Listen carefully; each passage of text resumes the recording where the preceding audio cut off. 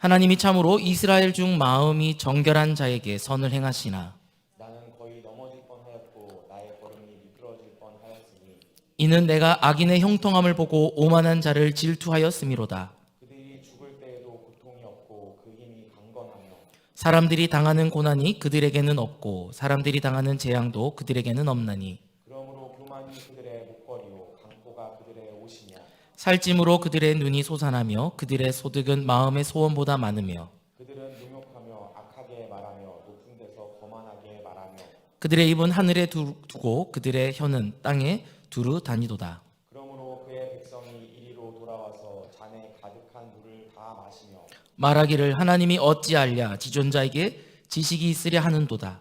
볼지어다 이들은 악인들이라도 항상 편안하고 재물은 더욱 불어나도다. 내가 내 마음을 깨끗하게 하며 내 손을 씻어 무죄하다 한 것이 실로 헛되도다.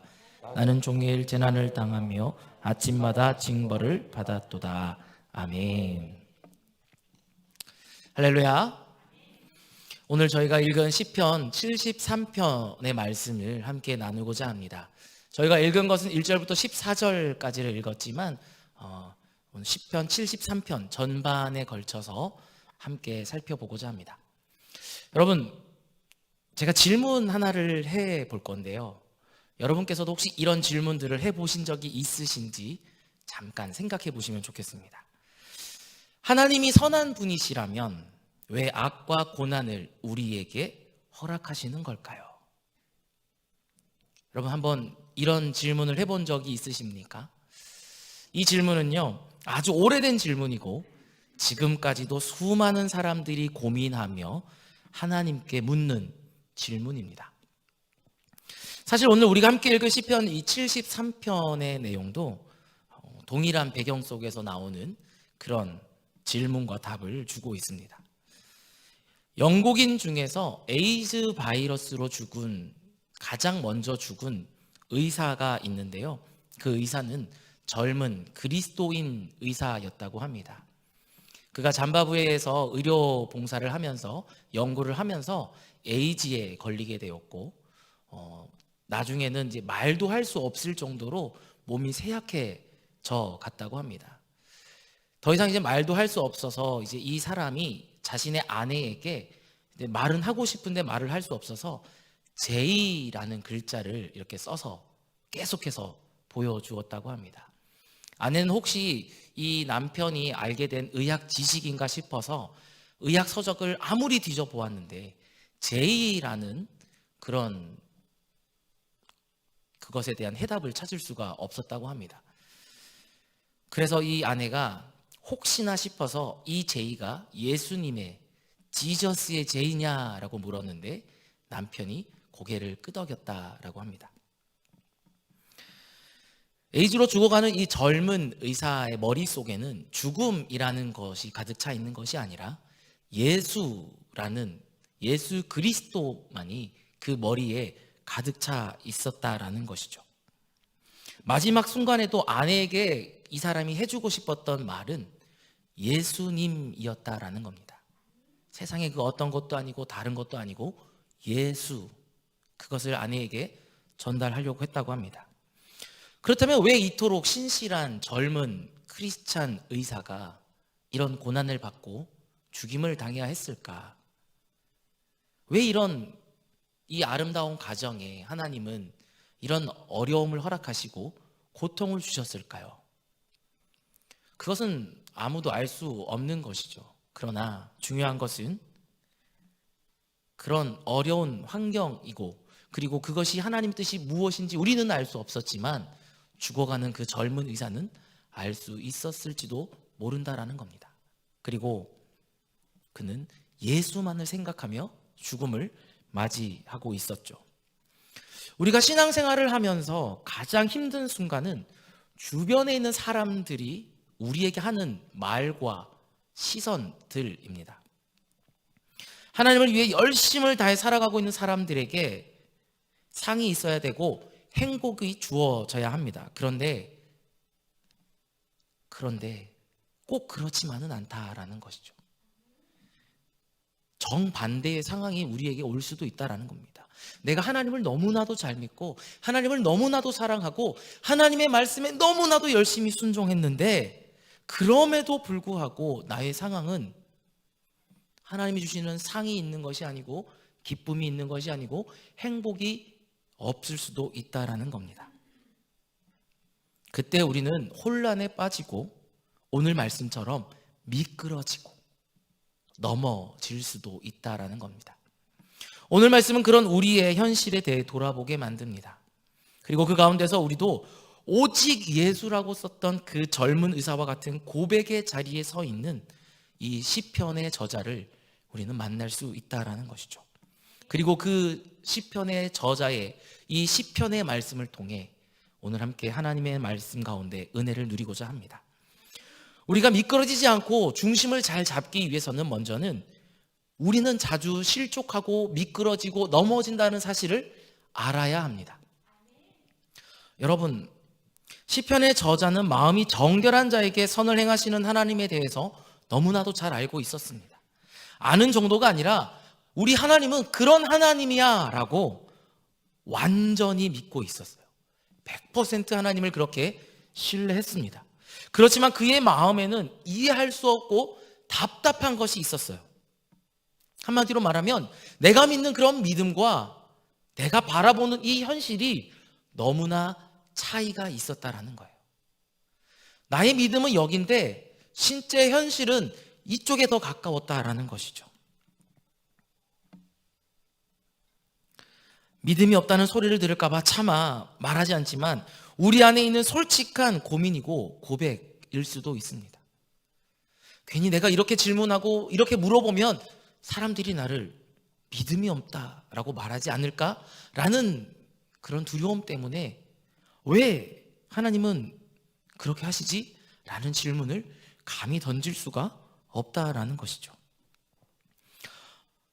마음으로는 하나님을 향해 정직한 마음을 가진 사람에게는 복을 주시고 그리고 좋은 것을 주신다는 걸 믿지만 눈앞에 펼쳐진 현실 앞에서는 우리는 자꾸 흔들리고 있다라고 고백해야 됩니다. 거의 넘어질 뻔하였고 나의 걸음이 미끄러질 뻔하였다라는 이 시편 기자의 표현은 한마디로 하나님을 믿을 수 없고 그리고 가지고 있는 믿음도 거의 다 내가 잃어버렸습니다. 하나님 더 이상 이제 나는 믿음이 없어지는 것 같습니다 라고 말하는 것과 같습니다. 시편 저자는 더욱더 하나님 앞에 이런 자신의 마음을 솔직하게 토로합니다. 그들은 마음의 갈등도 없이 나쁜 일을 실컷 해대고 그리고 막 나쁜 짓을 몰래 하는 것이 아니라 대놓고 하고 있는데도 오히려 몸은 더 건강해지고 어려움도 없고 오히려 그들의 재물이 더 늘어나는 것 같고 그들이 더 잘 되는 것 같고 그들이 보면은 그냥 세상 누가 봐도 저들이 행복한 삶을 살고 있다라고 보여질 정도로 너무나도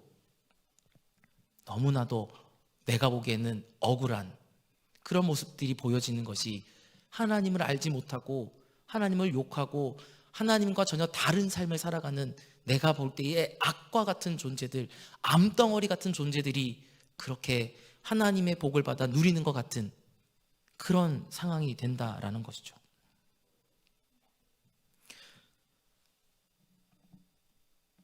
그런 걸 볼 때마다 우리의 신앙은 자꾸 미끄러지고 넘어진다라는 겁니다. 그렇지 않겠어요? 나는 정말 하나님을 향해서 열심히 지켜갈 거 다 지켜가고 하지 말아야 될 거 하지 않고 하나님 말씀에 순종하고 있는데 전혀 그것과는 다른 삶을 사는 저들이 그쵸? 자녀도 잘 되고 집안도 잘 되고 또 누가 봐도 사회적으로 인정받고 성공한 그런 모습으로 살아간다면 그런 것을 볼 때에 우리의 신앙이 흔들릴 수도 있다라는 것이죠. 어떤 집사님이 어떤 한 목사님을 찾아가서 이렇게 얘기했다고 합니다. 목사님, 어떻게 이럴 수 있냐? 하나님, 목사님 어떻게 이럴 수가 있어요? 라는 거예요. 그 내용인즉슨 자신의 시댁이 교회를 가는 것처럼 보이는 썬데이 크리스천도 아닌 한 달에 한두 번 가면 많이 가는 그런 삶을 살아가는 교인들인데, 나는 예배도 빠지지 않고 새벽에도 빠지지 않고 모든 예배에 다 참석하고 정말 열심히 기도하고 하나님 말씀처럼 살아가고자 하는데, 저들은 내가 볼 때 하나님을 믿는 것 같지도 않고 그냥 한번 들렀다 가는 것 같은데, 그들을 향해서 그렇게 살면 안 된다라고 말할 때에 그들이 나를 타박하고 구박하면서 믿음은 믿음이고 돈은 돈이고 너처럼 살 필요가 없다라고 말하는 저들을 향해서 내가 어떻게 해야 하냐. 그래서 자신의 아들을 정말 열심히 신앙으로 잘 키웠는데, 그들의 자녀들과 비교되지 않을 정도로 내가 정말 열심으로 신앙으로 우리 아들을 키웠는데, 그 아들이 친구들을 잘못 만나서 교회도 안 나오고 전혀 자신의 생각과는 다른 비행 청소년이 된 우리 아들 어떻게 하냐고, 우리 아들 좀 돌려다 달라고, 어떻게 하나님이 나에게 이러실 수 있냐라고 따졌다고 합니다. 여러분, 지금 이 집사님의 상황이 바로 이렇게 미끄러지고 넘어지는 상황이다라는 것이죠. 사실 저나 여러분도 하나님을 제대로 믿으면서 살아가려고 할 때에 한 번쯤은 이런 생각을 합니다. 하나님, 내가 정말 하나님을 잘 믿어서 하나님이 주시는 복을 받아서 하나님을 믿지 않는 저들을 향해 코가 납작하게 해서 그들이 하나님 품으로 돌아오게끔 하나님, 저에게 복 좀 주십시오. 그러면 내가 전도하는데 얼마나 도움되겠습니까? 여러분, 이런 기도 해본 적 없으신가요? 저는 처음 교회를 나가고 하나님 앞에 그렇게 기도했어요. 하나님, 저는 다른 거 다 필요 없고 공부를 하루만 해도 성적이 쑥쑥 나오는 자가 되게 해달라고. 그리고 다른 친구들처럼 뭐 노력하지 않아도 적어도 하나님 상등급 중에 하등급 정도, 중간 등급에서 최상 등급 정도는 나오게 해달라고 그렇게 기도했었습니다. 하나님이 그 기도를 들어주셨어요. 공부를 안 해도 제 성적은 늘 일정한 수준을 유지했습니다. 교만에 빠지게 되었어요. 안 해도 되는구나. 제가 기도했던 목적을 잃어버렸어요. 그리고 나서 다시 하나님 앞에 기도했습니다. 하나님, 처음과 같은 은혜를 다시 주십시오. 안 주시더라고요. 아무리 노력해도 그 점수가 이제 나오지 않아요. 어쨌든 그렇게 하면서 저는 기도를 많이 했거든요. 그렇게. 그런데 여러분, 그렇게 기도했을 때에 하나님이 저처럼 기도를 응답해 주셔서 좋게 해 주셨으면 그것에 감사해서 그것을 놓고 다른 친구들에게 전도해야 되고, 그렇죠, 해야 되는데 그러지 못했다라는 거죠. 그러면 어떻게 되냐? 불평불만을 하게 되는 거예요. 왜 이렇게 해주셨는데 이제 안 해주시냐? 그러면서 공부 안 하고 있던 저보다 공부를 해서 더 잘 되고 있는 저 친구들을 향해서 저 애들은 교회도 안 다니고 기도도 안 하는데 왜 나보다 더 좋은 성적을 받고 나보다 더 잘 되는 것 같죠? 라고 따지기 시작한다라는 거죠. 그리고 다시 한번 저를 돌아볼 때에 나도 나름 노력하고 이제 열심히 하고 있는데 왜 하나님 저들보다 제가 못하게 되는 거죠? 라고 하나님을 원망하기 시작합니다. 그러면서 드는 마음이 섭섭함이 밀려오는 거예요. 하나님 섭섭해요. 여러분, 세상에서 가장 무서운 게 뭔지 아십니까? 바로 이 섭섭함이라는 거예요. 누가 나에게 뭘 잘해줬어요. 그렇죠? 그래서 그것에 너무 감사했습니다. 근데 누가 그 사람이 나에게 똑같이 그렇게 해주길 바랬는데 그렇게 해주지 않으면 어떤 마음이 들어요? 섭섭함이 들어요. 근데 이 섭섭함이 점점 많아지기 시작하면 원망의 단계로 가는 거죠. 왜 안 해줘? 이렇게 되는 겁니다. 그런데 우리 하나님에게도 마찬가지다라는 겁니다. 나만 손해보고 있다는 생각이 들기 시작하면 하나님께도 뭔가 섭섭함이라는 그런 감정이 오는데 그 섭섭함을 그래도 느끼는 분은 믿음이 어느 정도 있는 거죠. 내가 믿음이 있으니까 하나님 앞에 섭섭한 마음이라도 생기는 거예요. 근데 믿음이 없는 사람들은 어떻게 되느냐? 하나님이 아니라, 하나님께 섭섭한 게 아니라 세상적인 다른 것들, 다른 사람들을 찾아가면서 그 섭섭함을 달래려고 합니다. 여러분, 혹시 하나님께 섭섭한 마음이 있는 분이 있으십니까? 그렇다면 여러분, 아직 여러분은 굉장히 훌륭한 믿음을 가지고 계신 거예요. 그렇지만 그 섭섭함에 머무르면 안 됩니다. 섭섭함이 아까 제가 말씀드렸잖아요. 계속 쌓이다 보면 무기력해지고 원망하게 되고 계속해서 불평불만하게 된다라는 겁니다. 이게 어떻게 되냐면, 이 섭섭함의 감정이 계속 쌓이면 하나님을 버릴 수는 없고, 그렇다고 간절히 내가 하나님을 믿고 싶은 마음이 생기지 않게 되는 거예요. 왜요? 뭔지 안 들어줄 것 같은 마음, 안 될 것 같은 그런 섭섭함들이 계속해서 내 마음에 들기 때문이죠. 어차피 나의 일에 별로 상관하지 않는 분이라는 결론에 도달합니다. 그리고 나는 어차피 예수를 믿어서 천국 갈 거니까 그냥 그것으로 됐어, 그것으로 만족해 라고 그냥 그렇게 그 섭섭함을 묻어두면서 살아가게 되는 거죠. 하나님 앞에 너무나 무감각해져 가고 무뎌지고 하나님의 말씀 없이도 살아가는 단계가 된다라는 겁니다. 오늘 우리가 살펴보고 있는 이 시편의 저자도 하나님을 향한 그런 섭섭한 마음들이 있었습니다. 그런데 그 시편의 저자와 우리의 차이점은 뭐냐면, 우리는 그 섭섭함을 마음에 묻어두고 있지만 이 시편의 기자는 그것을 시라는 방식으로 써서 하나님께 그 마음을 고백하고 있다라는 거예요. 바라기는 우리도 그런 섭섭한 마음들이 있다면 묻어두지 말고 하나님 앞에 모든 것들을 토설하고, 하나님 저 진짜 섭섭했어요, 하나님 저 진짜 그때 서운했어요, 왜 그러셨어요? 이렇게 고백할 수 있는 저와 여러분이 되었으면 좋겠습니다. 그리고 어떤 상황에 있든 내가 미끄러지고 넘어질 수도 있다는 사실을 인정하는 저와 여러분이 되었으면 좋겠습니다. 우리가 미끄러지지 않고 중심을 잡기 위해서는 두 번째로 하나님의 성소에 가면 우리는 미끄러지지 않고 우리의 중심을 잡을 수 있습니다. 시편의 저자는 지금 자신에게 일어난 일에 대해서 스스로 이해하려고 굉장히 노력을 했다라고 16절에 말합니다. 16절을 보면 내가 어쩌면 이를 알까 하여 생각한즉 그것이 내게 심한 고통이 되었다. 여러분, 하나님이 나에게 이렇게 섭섭한 일을 만들어주신, 저 악인들이 잘 되는 게 왜 잘 될까를 아무리 열심히 노력하고 알려고 해봤는데 결론이 뭐냐면 그것이 나에게 고통이 되었다는 거예요. 내 문제를 놓고 깊이 생각하고 이해하려고 노력해봐도 답을 찾을 수 없다라는 거죠. 그런 괴로운 마음으로 방황하다가 이 시편의 기자가 간 곳이 있습니다. 17절, 우리 성경을 펴서 한번 살펴보면 17절 말씀인데요, 하나님의 성소에 들어갈 때에야 그들의 종말을 내가 깨달았나이다. 어디 들어갔을 때예요? 하나님의 성소에 들어갔을 때.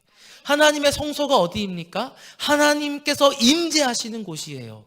하나님의 성소는 어떤 곳이에요? 기도하는 장소예요. 하나님의 성소가 어떤 곳입니까? 하나님의 말씀이 선포되는 그곳이 바로 하나님의 성소라는 겁니다. 여러분, 하나님의 말씀이 있고 하나님께 기도할 수 있고 하나님의 임재가 있는 곳에서 비로소 우리는 깨달았다는 거예요. 이 시인의 표현은 실제로 하나님께 기도하고 율법의 말씀을 깨닫기 위해 하나님을 찾았다라는 말이에요. 다시 말하면 내가 성소에 들어갔을 때, 그러니까 물리적인 어떤 성소에 들어갔다는 의미도 있겠지만 그것보다 더 큰 의미는 내가 하나님을 찾았다는 거예요. 나의 시선을 세상을 향해서 바라보던 나의 시선, 저기 저 악인을 향했던 나의 시선이 아니라 그 시선을 이제 누구에게로 돌렸다는 거예요? 하나님께로 돌렸다는 거예요. 그렇게 하나님께로 돌렸더니 어떻게 됐다는 거예요? 내가 미끄러지지 않고 답을 찾을 수 있었다라는 거예요.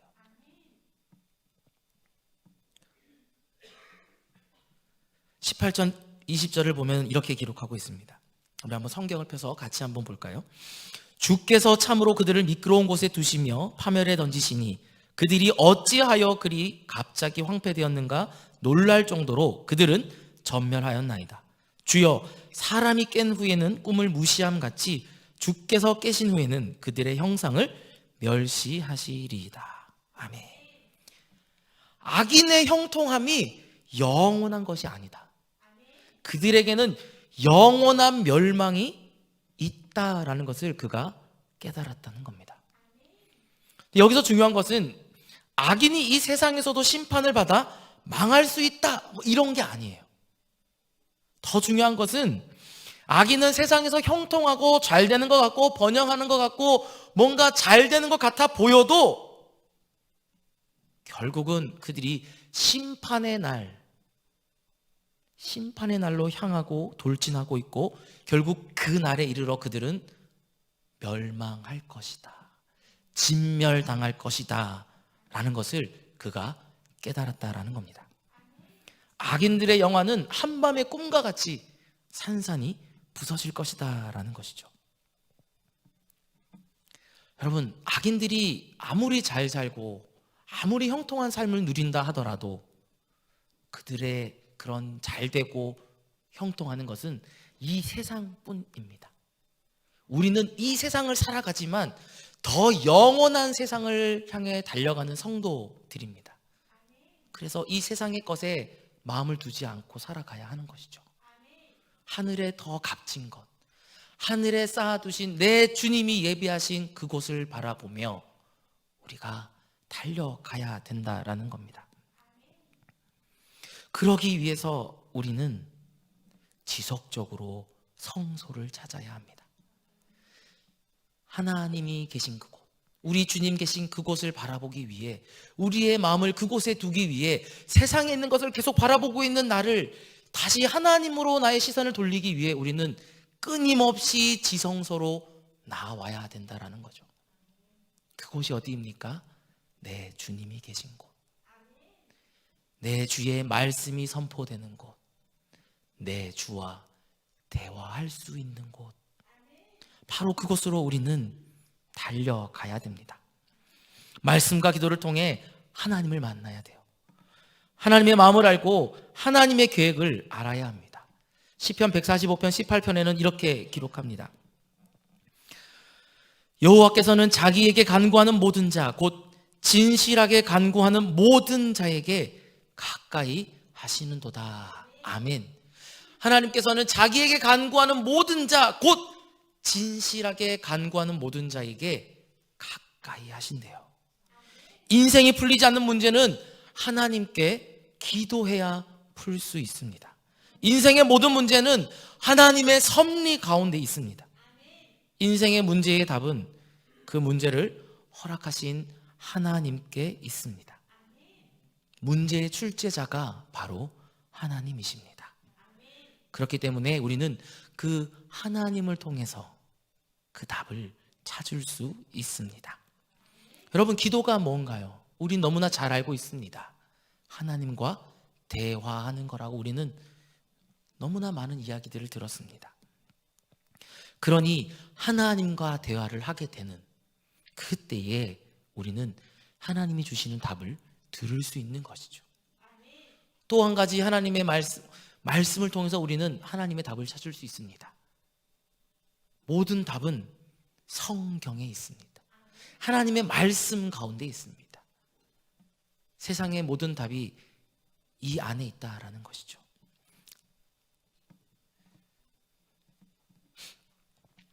우리의 지혜로 풀 수 없는 모든 문제에 대한 답이 바로 이 성경에 있다라는 겁니다. 사무엘하 22장 31절을 보면 이렇게 기록합니다. 하나님의 도는 완전하고 여호와의 말씀은 진실하니 그는 자기에게 피하는 모든 자에게 방패시로다. 우리가 성경 속에서 답을 찾으려고 마음을 먹으면 성령 하나님이 도와주십니다. 성령 하나님께서 지혜와 계시의 정신을, 지혜와 계시의 영을 우리에게 부어주셔서 우리의 인생을 향한 하나님의 뜻을 발견하게 해주십니다. 그리고 지금 답답한 그 모든 내 앞에 가로막혀 있는 문제의 답을 알려주시고 해결해 주십니다. 여러분, 저는 여러분이 어떤 문제를 가지고 있는지 알지 못합니다. 그리고 저는 여러분에게 이것이 정답입니다 라고 정답을 알려드릴 수도 없습니다. 그러나 한 가지 할 수 있는 건 있습니다. 여러분이 정답을 찾을 수 있도록 인도하는 역할은 할 수 있습니다. 여러분이 정답을 찾을 수 있는 곳, 내 주님께로 갈 수 있도록 도울 수 있는 그 역할을 하는 것이 바로 제가 해야 된 일이기 때문이죠. 그래서 저는 여러분에게 하나님을 소개하고 하나님의 말씀 앞으로 나올 수 있도록 인도합니다. 그래서 오늘 이 자리가 중요한 것이죠. 우리는 이곳에서 하나님의 말씀을 듣습니다. 이곳에서 우리는 기도합니다. 우리는 이 자리를 사모하며 하나님께서 나에게 어떤 답을 주시는지를 말씀을 통해 듣게 될 것입니다. 우리가 기도를 통해서 하나님이 주시는 그 감동으로 내가 처한 문제의 답을 들을 수 있을 것입니다. 바라기는 오늘 이 자리에서 내 주님이 말씀하시는 말씀을 듣고 기도 가운데에 내 안에 있는 답답함이 해결되어지고 내 앞에 있는 모든 문제가 해결되어지는 놀라운 은혜가 있는 오늘 이 밤이 될 수 있기를 주님의 이름으로 축원합니다. 마지막으로 내가 미끄러지지 않고 중심을 잡을 수 있는 마지막 방법은 하나님과 가까이 하는 것입니다. 하나님의 성소에서 악인에 대한 하나님의 생각과 관점에 대해 배운 시편의 저자는 이제 하나님께 자신의 마음을 고백합니다. 하나님에 대해, 악인에 대해, 그리고 자기 자신에 대해 고백하는데요, 바로 25절과 26절 말씀입니다. 우리 지금 자막을 준비 안 했어요. 그래서 한번 성경을 펴서 한번 보았으면 좋겠습니다. 한번 같이 한번 읽어볼까요? 시작. 하늘에서는 주 외에 누가 내게 있으리요? 땅에서는 주밖에 내가 사모할 리 없나이다. 내 육체와 마음은 쇠약하나 하나님은 내 마음의 반석이시요 영원한 분깃이시라. 아멘. 여러분, 이 두 구절로 된 찬양이 있습니다. 제가 정말 좋아하는 찬양인데요, 찬양의 가사가 이렇습니다. 하늘 위에 주님밖에 내가 사모할 자 이 세상에 없네. 내 마음과 힘은 믿을 수 없네. 오직 한 가지 그 진리를 믿네. 주는 나의 힘이요, 주는 나의 힘이요, 주는 나의 힘이요, 영원히 주를 의지하리. 영원히. 아멘. 맞습니다. 우리의 육체와 마음이 점점 힘을 잃어갈지라도 하나님은 나의 힘이 되십니다. 주님은 우리에게 없어서는 안 될 전부이십니다. 이것이 하나님을 향한 이 시인의 고백이고 우리가 드려야 될 고백인 줄로 믿습니다. 27절을 보면 이렇게 기록합니다. 무릇 주를 멀리하는 자는 망하리니 음녀같이 주를 떠난 자를 주께서 다 멸하셨나이다. 악인에 대해서 뭐라고 말씀합니까? 주를 떠난 자는 다 멸하셨다. 그리고 나서 이제 28절에 자기가 하나님 앞에 고백을 하는 것 한번 같이 한 목소리로 크게 읽어보겠습니다. 시작. 하나님께 가까이함이 내게 복이라. 내가 주 여호와를 나의 피난처로 삼아 주의 모든 행적을 전파하리이다. 아멘. 하나님께 가까이함으로 하나님께 답을 얻고 진정한 복이 무엇인지를 깨달았다면 이제 남은 것은 그것을 전하는 겁니다. 아직도 세상 가운데는 참된 행복을 알지 못한 채 오늘의 시편 기자처럼 그렇게 힘들어하고 괴로워하는 자들이 많이 있습니다. 여러분, 하나님과 가까이 하면 미끄러질 일이 없어요. 그것을 믿으시길 바랍니다. 그리고 내가 이렇게 미끄러지지 않고 중심을 잡기 위해서 또 해야 되는 것이 그것을 다른 이들에게도 전하는 거라고 말합니다. 여러분, 내가 미끄러지지 않고 중심을 잡기 위해서 하나님과 가까이 하고, 그리고 그 하나님과 가까이 함으로 내가 복을 누리고, 그리고 내가 받은 이 복을, 그리고 세상 가운데의 문제들을 해결할 수 있는 분이 오직 한 분 여호와 하나님이신만을 우리가 다른 이들에게도 전할 때에 우리의 삶은 결코 미끄러지지 않고 오히려 그 중심을 잡아갈 줄로 믿습니다. 이렇게 전할 수 있는 사람은 오직 하나님께 답을 얻은 사람만이 이것을 전할 수 있습니다. 그러므로 오늘 우리는 하나님께 답을 얻고 돌아갈 수 있기를 바랍니다. 하나님께서 답을 주실 겁니다. 그리고 그 답을 발견하는 저와 여러분이 될 수 있기를 주님의 이름으로 축복합니다.